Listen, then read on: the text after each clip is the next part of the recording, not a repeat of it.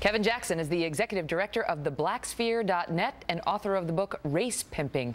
Kevin, good to see you. So he says she is black in the cultural sense, and she seemed to be suggesting that same thing.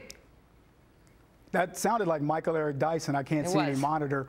But yeah, and he's a race pimp. Look, at the end of the day, if we found out that David Duke were really a black man, this would be a huge story to the left, and they want to play it off. These guys are reeling, Megan, because this so defeats the narrative of how oppressed it is to be black in America. And I saw a clip where Jon Stewart used some of the things that came on Fox, and he's ridiculing it. And instead of actually understanding that conservatives are going to have fun with this subject for quite some time, because we've been preaching that America is ready to go beyond race, and here's a girl faking it. And by the way, she's not the first one. Elizabeth Warren should be the one who we've really be talking about. The reason why she won't run for president is because of the Dolezal effect. She knows she's a liar.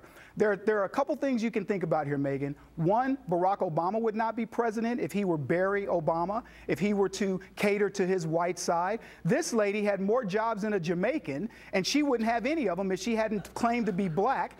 And I'll tell you, and neither Elizabeth Warren wouldn't have a career if she hadn't faked being an Indian. This is the pathology of the left, and they're upset. Kevin. I don't even know. Well, I don't get the Jamaican thing. Do Jamaicans have a lot of jobs? I don't. They do. Through that another time. Okay, but here's the thing that's interesting to me. So, okay, I don't know why she's pretending to be black, but I do know, based on what the family is telling me, she has a history of going to strange places. She was born in a teepee. No, she wasn't, say the parents. She used to hunt for food with bow and arrow. No, she didn't. She was whipped with a baboon whip. No, she didn't. She never even lived in South Africa when the family lived there. She used to draw herself with a brown crayon. And this is now proof that she is somehow African American, that she is black, because she used to use the brown crayon, and then the teacher said, no, you need to use peach. Well, let's just put it out there. She's a pathological liar, because what I've learned about liberalism is they don't want to live up to the truth of who they are. You know, Barack Obama's dad was a goat farmer and all these other things, because you know what? The real truth of who he is not going to get him elected. It's not going to promote a narrative that's a false narrative of this country. This is a lady who has lied about how she cared for her kids. And one of the things that she said was, in order to properly care for her brother that she supposedly took care of, she needed to be black. Well, what about her parents who were caring for these kids and they were white? What about the very many white families who adopt black kids? Why do you think people care about this story so much? What is it about the story at its heart that is making this so big?